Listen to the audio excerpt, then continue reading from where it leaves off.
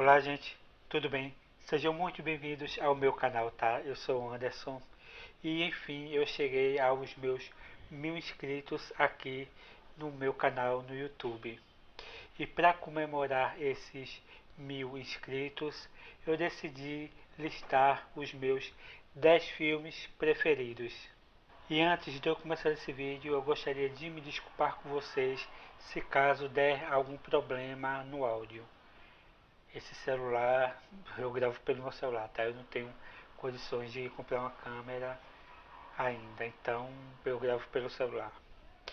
Bom, é que eu não sei qual motivo esse celular dá esse problema no áudio, sabe? Durante o decorrer do vídeo, mas é inevitável. Eu vou procurar saber o que é que acontece para ele dar esse problema assim no meio do áudio, porque tá difícil, viu? E eu gostaria também de convidar você, caso você não seja inscrito aqui no meu canal, para que você se inscreva, para que eu possa continuar trazendo mais conteúdos, beleza? Ative também o sininho para receber as notificações. Gente, o que eu vejo de tempos em tempos é a revista conceituada Fulana de Tal elegendo os 10, os 20, os 50, os 100 melhores filmes de todos os tempos, e eu acabo sempre discordando com essa lista, porque eu tenho a minha própria lista. Então, tem muitos filmes que eu olho assim e penso que não deveriam estar na lista, não merecia o primeiro lugar, não merecia o terceiro lugar, o quinto, e assim vai. Eu particularmente acho que esse negócio de fazer lista de 10, 100 melhores filmes de todos os tempos, eu acho muito subjetivo, porque eu acredito que cada um de nós tenha a sua própria lista. Então eu vou pedir para que você deixe aí a sua lista dos seus 10, 20, 50, não sei. Deixe aí a sua lista dos seus filmes preferidos que eu vou responder, né, dizendo se eu já assisti, se eu já não assisti, enfim. Deixa aí que eu estou curioso para saber. E nessa minha lista tem filmes de diversos gêneros: drama, comédia, terror, desenho, ficção científica e também tem filme de diversas nacionalidades. Se tem um cineasta que eu admiro muito e ele sabe contar histórias, esse cineasta é Wes Anderson. Ele tem um jeito único e autoral de fazer os seus filmes. Ele é conhecido por ser um cineasta assim muito perfeccionista em seus filmes.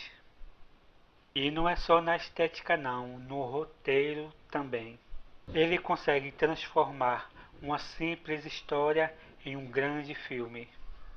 E tudo em seus filmes é milimetricamente perfeito. Os enquadramentos, a simetria, o exagerado colorido que está sempre presente em seus filmes. Tudo, gente, é assim, pensado assim de forma perfeita para contar uma história. E qual é o meu filme preferido desse diretor? Moonrise Kingdom. Inclusive eu tenho ele aqui, ó, em Blu-ray. Eu amo esse filme. Mas aí o filme considerado o melhor da carreira dele é O Grande Hotel Budapeste, que eu devo confessar, é um baita filme, é um filme assim grandioso, né, da carreira desse diretor. Mas o meu preferido mesmo é o Moonrise Kingdom. O ano é 1965 e em uma pequena ilha que abriga, né, uma comunidade, dois adolescentes decidem fugir. Eles se conhecem durante uma peça de teatro e eles passam a trocar cartas com frequência. E aí, então eles decidem planejar uma fuga. Moonrise Kingdom parece muito assim, pelo que eu falei, né, pela sinopse. Ele parece muito um romancezinho de adolescente com história boba. Mas não, gente, Moonrise Kingdom é um filmaço.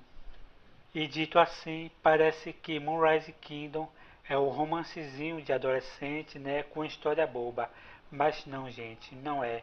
Moonrise Kingdom, ele é um grande filme. E o Wes Anderson, ele transforma uma simples história em um grande filme. E é isso que ele faz com Moonrise Kingdom. Esse filme é bonito em todos os aspectos.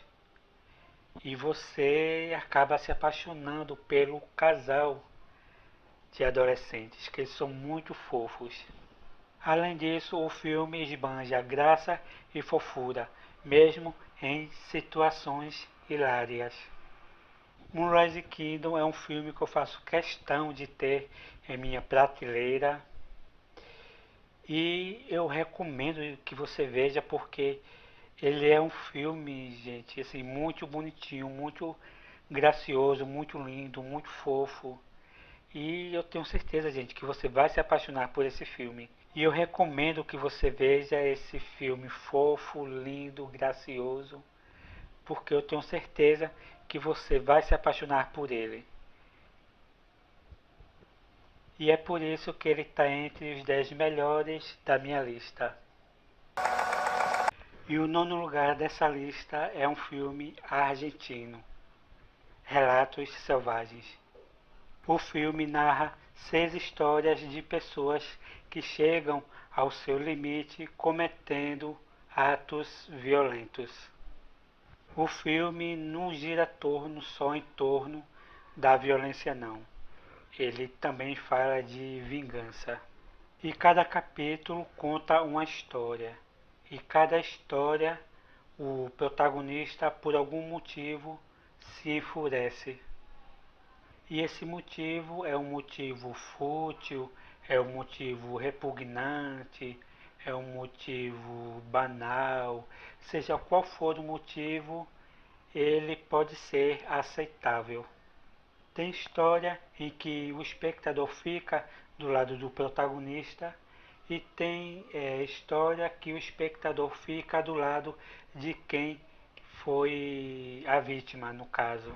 É óbvio que o espectador ele toma partido, afinal são histórias que estão sendo contadas. E isso é o que faz Relatos Selvagens ser hipnotizante. E é isso que faz Relatos Selvagens ser um filme hipnótico. O fato de nos colocar como juízes daqueles relatos de selvageria. O filme nos conta o que levou aquele personagem a agir com tanta brutalidade e faz o espectador questionar. Precisava ser tão hostil? Precisava ser tão selvagem? E o filme ele mostra o lado primitivo do instinto do ser humano, os atos mais irracionais, né, que existem, nos fazendo sentir vingados, como por exemplo o caso do Bombita, que é um cidadão pagador de seus impostos e que age contra as regras do governo. E também nos faz ficar putos, como por exemplo a injustiça da justiça, onde a burguesia, com seu poder aquisitivo, cria suas próprias leis. No geral, Relatos Selvagens faz diversas críticas sociais e das consequências que a fúria traz e até onde a cegueira do ódio nos leva. Eu particularmente amo o cinema argentino. Eu poderia listar centenas de filmes. Gente, o cinema argentino é muito bom. Mas o meu preferido é Relatos Selvagens. Esse aqui foi presente do meu irmão no dia do meu aniversário. O oitavo lugar dessa lista é o filme de estreia da Sofia Coppola, As Virgens Suicidas. E eu vou confessar que eu fico puto da vida quando eu vejo as pessoas falando dos filmes da Sofia Coppola e não menciona As Virgens Suicidas. Afinal, gente, foi o primeiro filme dela, então custa falar, né? E pra mim é o melhor filme da carreira dela. Inclusive, eu tenho ele aqui, ó, em DVD. Eu acho linda essa capa. Linda, linda, linda. Ela é filha de ninguém menos que Francis Ford Coppola, diretor de grandes filmes como Poderoso Chefão Parte 2, Apocalipse Now. Ai, é tanta coisa boa que esse cara fez, viu? E eu vou te contar. Então eu já vi de onde veio tanto talento para dirigir, entender e mostrar a essência do ser humano. As Virgens Suicidas é baseado em um livro homônimo tratando de temas pesados de maneira suave e delicada, nos mostrando a história de uma família que mora em um subúrbio da cidade de Michigan, nos Estados Unidos, na década de 1970. Essa família é composta por um casal e suas 5 filhas. Essas meninas despertam desejo sexual nos garotos do bairro. Essas meninas são proibidas de ter qualquer tipo de acesso, qualquer tipo de interação com qualquer rapaz. E a repressão é tanta que a mais nova, de 13 anos, acaba tirando a própria vida. E após o suicídio de Cecília, a família fica de luto.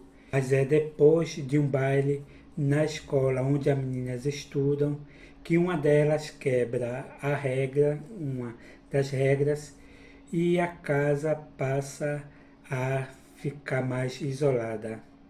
E aí então a coisa se agrava e as meninas se tornam prisioneiras dentro de sua própria casa. E elas não têm mais contato com o mundo externo. A gente sabe que todo o livro é bem detalhado, mas no filme nós vemos que a religiosidade está presente, enquanto o livro explora bem mais essa temática, né?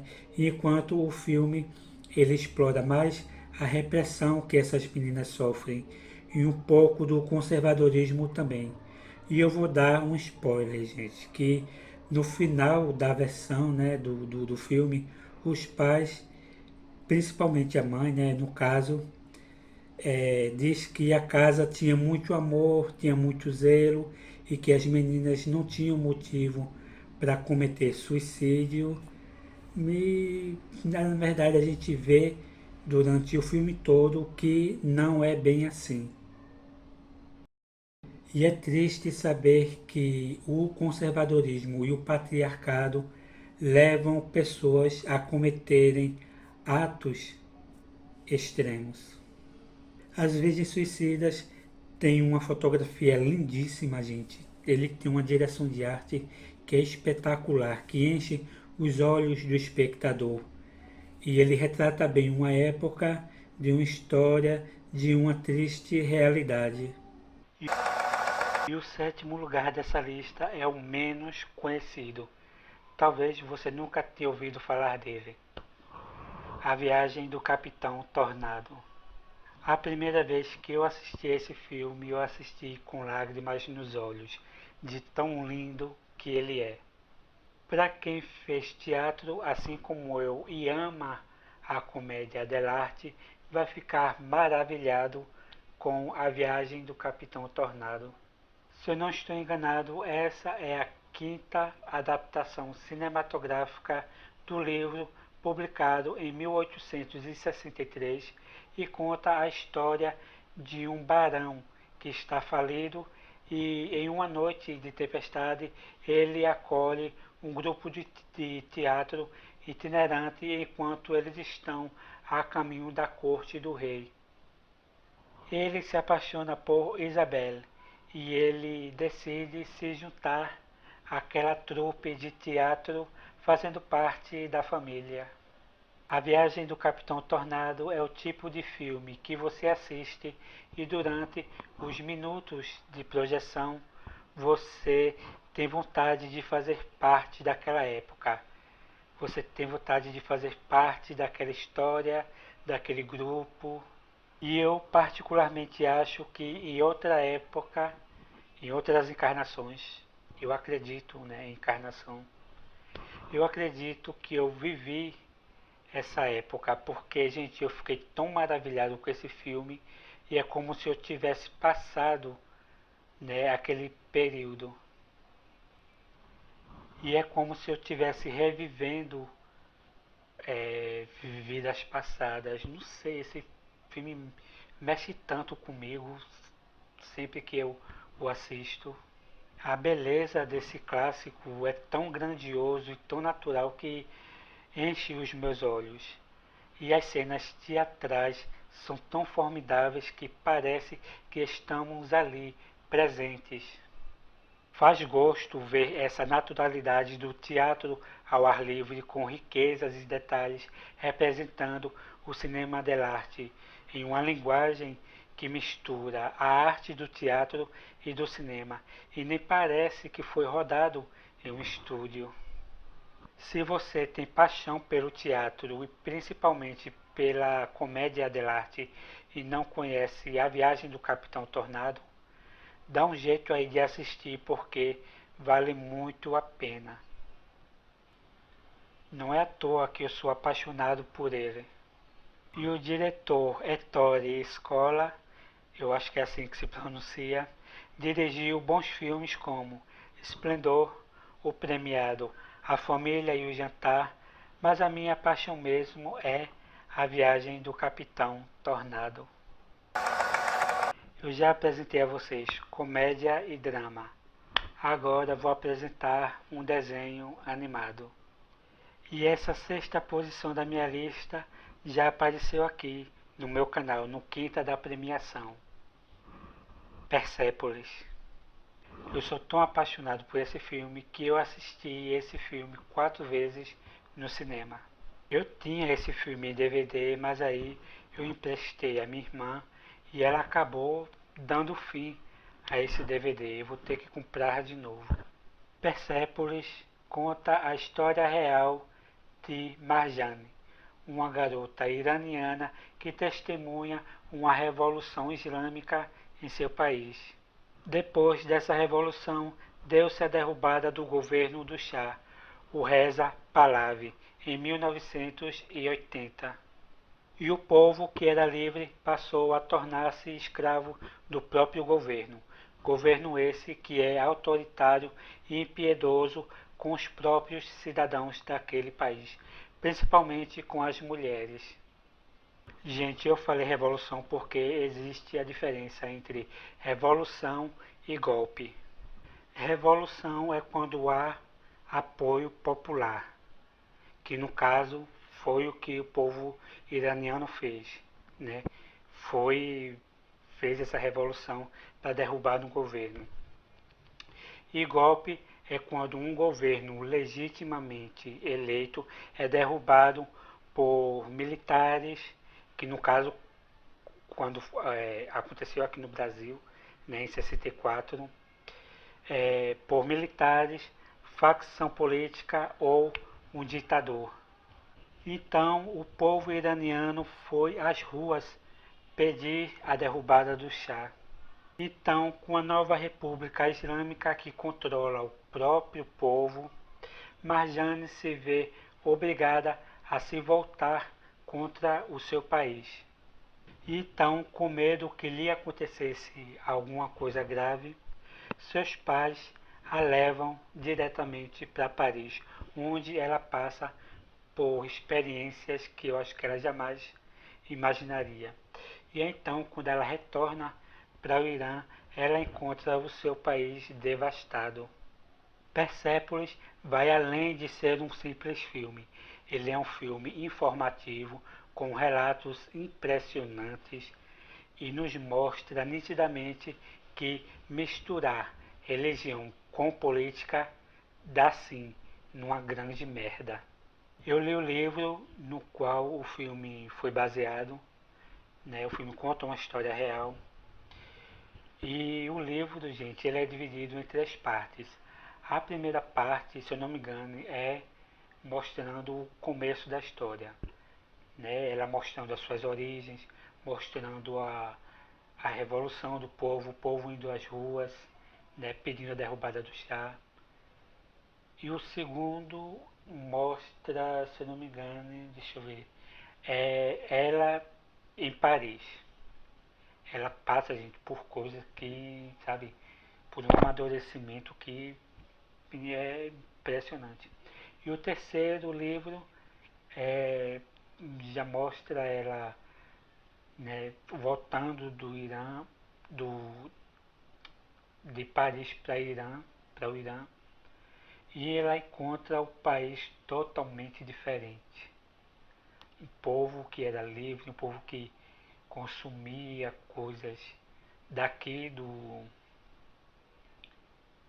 Ocidente, né? Quando ela volta para o Irã, ela encontra o seu país totalmente diferente, totalmente mudado, tanto o país quanto as pessoas. Se não me falha a memória, essa é a ordem dos livros. E o livro ele é todo em quadrinhos, isso é que é mais interessante.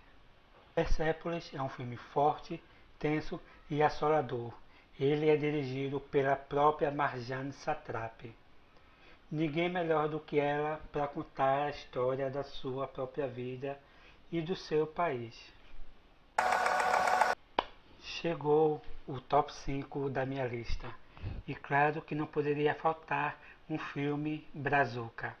Então, gente, foi muito difícil escolher porque o nosso cinema tem muitos filmes bacanas. Tem muitos filmes que são fodas.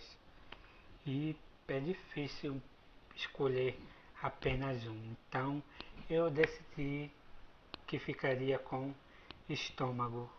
Esse filme me fez assisti-lo 3 vezes no cinema. O filme conta duas histórias simultâneas de um mesmo personagem, o Raimundo Nonato. O filme já começa com o Raimundo Nonato, um cara nordestino, chegando na grande São Paulo. E mostra também ele subindo na vida através do seu talento que ele descobre casualmente que é a culinária. E assim como mostra ele mudando de vida, também mostra Raimundo na cadeia. E para você descobrir por que ele foi para a cadeia, é só assisti-lo até o final. E o filme ele é hipnotizante, ele consegue te prender e você fica naquele ué. O que ele fez para ir, né, para ir parar na prisão? E o filme ele tem essa brincadeirinha gostosa, esse suspense. Estômago tem uma narrativa muito foda e ele consegue prender o espectador do começo ao fim. Estômago abocanhou nada menos que 39 prêmios nacionais e internacionais. E eu já falei dele aqui no meu canal, acho que foi em 2021, não lembro. Mas eu vou deixar o link aqui embaixo para que vocês confiram, beleza? Estômago surpreende pela sua história e ele consegue criar a sua própria identidade, contando duas histórias ao mesmo tempo de um mesmo personagem, passando pelo presente, envolvendo personagens com várias reviravoltas, numa narrativa mostrando os dois lados dos personagens e dos personagens que não se conhecem, mas que se envolvem com o protagonista. E esses personagens que fazem parte do passado e do presente do Raimundo, eles fazem as coisas acontecerem. Agora em agosto estreia Estômago 2, O Poderoso Chefe. Eu vou ser sincero, eu estou muito preocupado com essa continuação, porque Estômago é um filme maravilhoso. Ele termina de uma forma tão assim, sabe, surpreendente, que ele não precisava de uma continuação, mas vamos ver, né, gente, como aonde isso vai dar, né? Eu tô ansioso para assistir. Eu vou sem expectativa nenhuma, porque quem assistiu Estômago sabe do que eu estou falando, né? Assistir a uma continuação de um filme que impactou, que marcou você, que, sabe, e de repente uma continuação, olha, eu tô ansioso para saber como é que vai ser isso. E no quarto lugar eu resolvi incluir um filme de terror. E não é qualquer filme de terror não. É o primeiro filme de terror da história do cinema. O Gabinete do Dr. Caligari. Da lista ele é o mais antigo. Ele tem nada menos que 103 anos. Isso mesmo, é um filme centenário. Esse filmaço não foi só pioneiro no gênero do terror, não.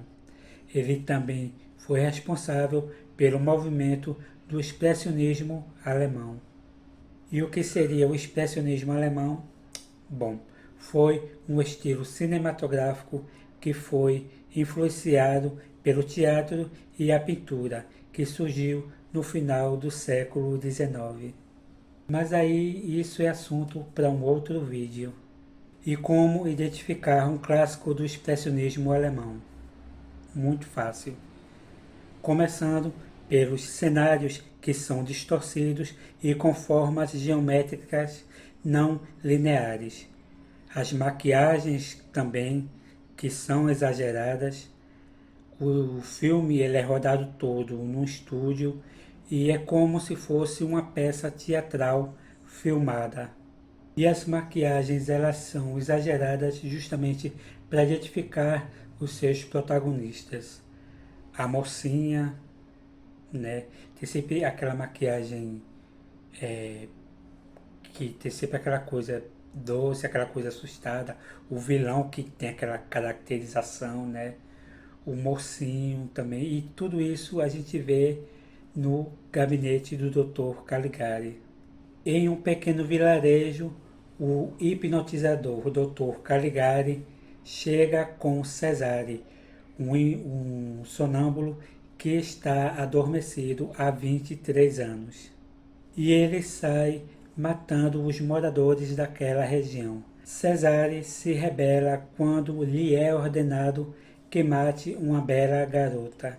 O gabinete do Dr. Caligari é estudado principalmente por intelectuais, críticos e especialistas e mestres em teorias cinematográficas, e dentre essas teorias, o Dr. Caligari faz uma crítica a uma alusão ao tiranismo do regime alemão, né, no período Primeira Pós-Guerra Mundial. Mas aí também é assunto para outro vídeo. O gabinete do Dr. Caligari é um marco da história do cinema e inspirou diversos filmes como Eduardo e Mãos de Tesoura e A Ilha do Medo. O Gabinete do Dr. Caligari é um filme extraordinário com um clima sombrio e dá a impressão que você está dentro de um pesadelo. Você já teve alucinações, né, e pesadelos quando você estava ardendo em febre? Pois é, essa é a sensação que você tem quando você assiste a esse filme mórbido. Não é à toa que ele é um dos meus filmes preferidos e está no top 10 da minha lista. Eu tive uma experiência única vendo esse filme que assusta mesmo depois de 100 anos. E o terceiro lugar dessa lista é um filme que, assim como o Estômago e Persépolis, passou também no quinta da premiação aqui no meu canal.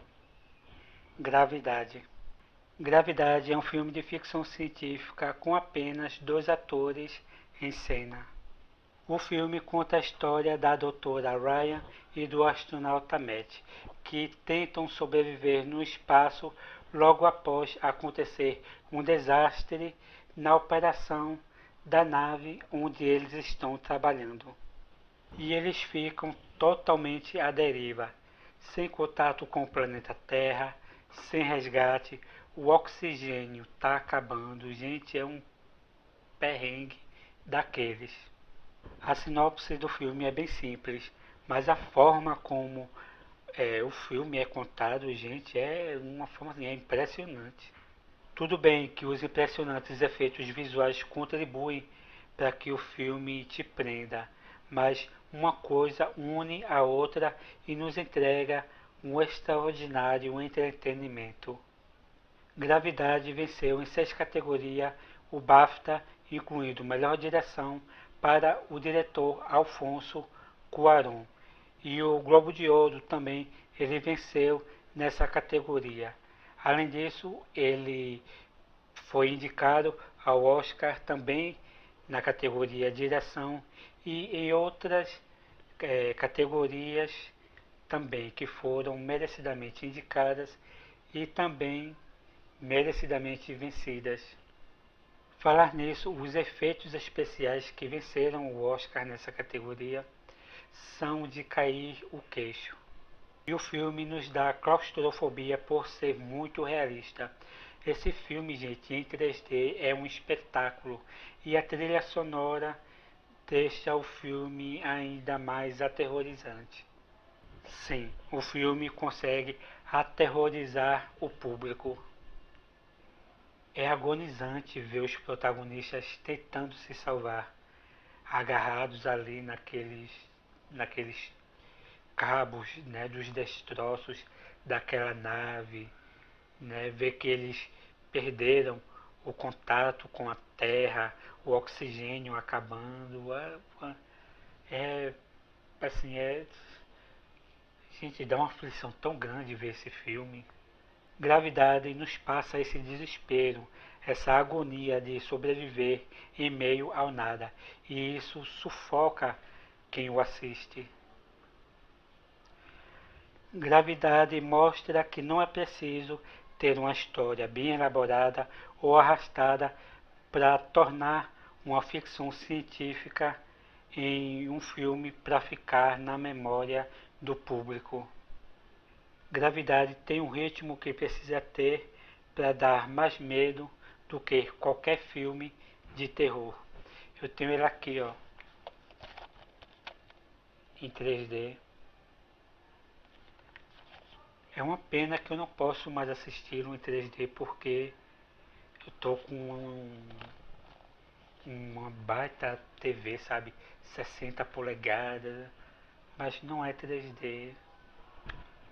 Que a minha que eu tinha de 40 3D, infelizmente ela foi pro beleléu.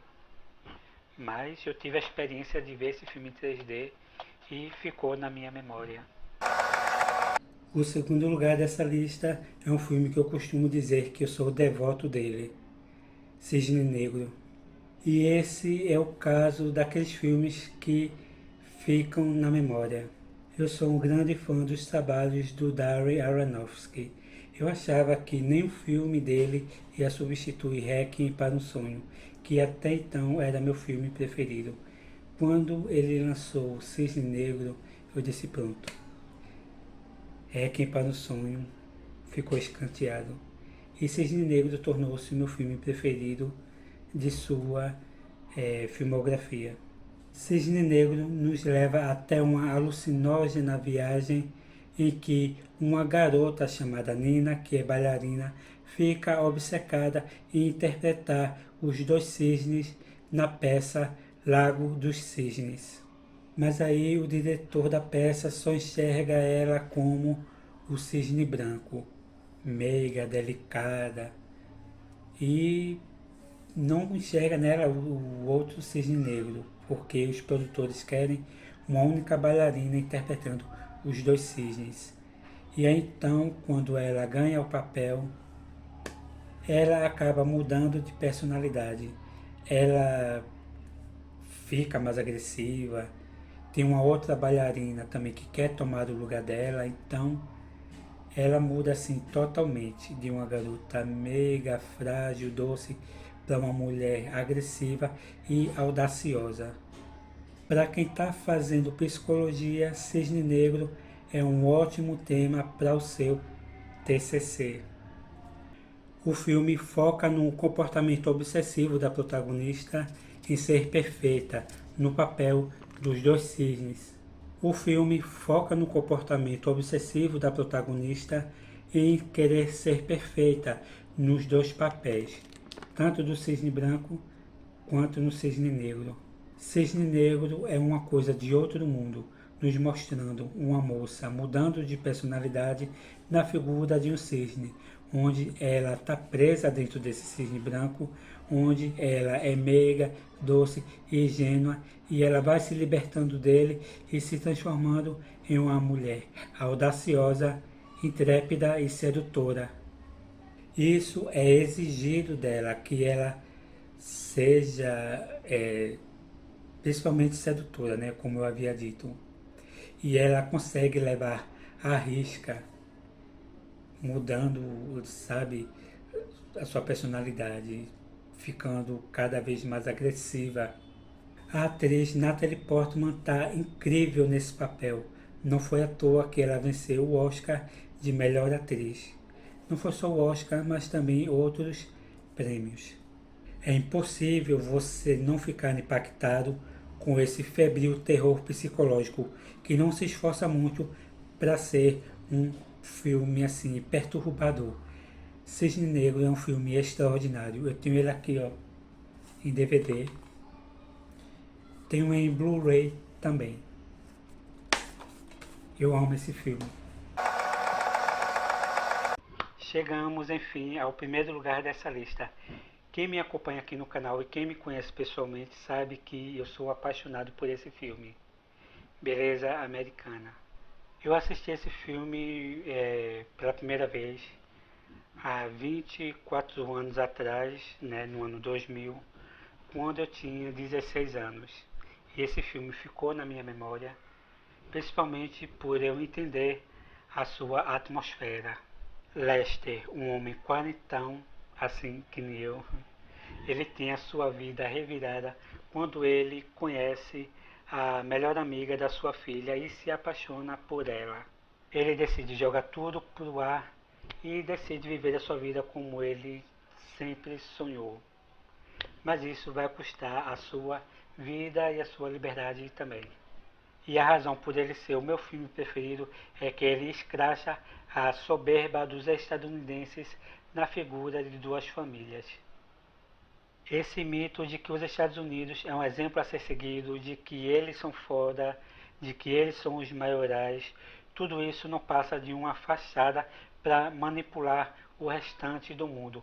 E nas mãos de um diretor, né, como o Sam Mendes, né, ele leva essa hipocrisia no escracho, né, que é conduzido por um roteiro ácido nas suas críticas. Beleza Americana venceu diversos prêmios importantes, dentre eles o Oscar. Ele venceu 5 nas categorias que são assim as principais, que são melhor filme, melhor direção para Sam Mendes, melhor ator para Kevin Spacey, melhor roteiro original e melhor fotografia.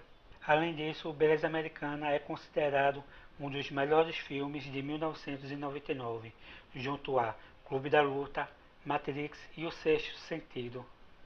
Eu já fiz um vídeo no meu canal falando sobre Beleza Americana no quinta da premiação. Eu vou deixar o link aqui embaixo para que vocês vejam. Beleza? Sempre que eu assisto a Beleza Americana, eu sinto que esse filme continua presente, principalmente nas épocas de eleição. Quem assistiu o filme vai saber do que eu estou falando. Os personagens desse filme são vazios, são superficiais, né? E eles se desdobram para parecer perfeitos simplesmente porque vivem de aparência. Sabe um diretor que mostra também essa coisa da realidade dos estadunidenses? É o diretor Sam Baker. Gente, eu amo os filmes desse cara. Ele mostra, sabe, os estadunidenses que vivem em situações deploráveis, né? Em um país que quer mostrar ao mundo a sua superioridade, que são os melhores, que são, deve ser, que quer mostrar que deve ser um país que tem que ser um exemplo a ser seguido, mas eu tenho aqui, deixa eu mostrar para vocês, Beleza Americana em DVD. Ele vem aqui, ó, com um encarte,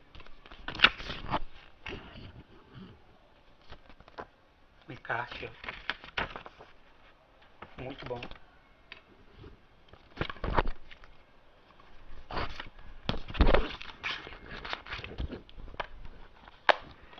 Tem em Blu-ray também,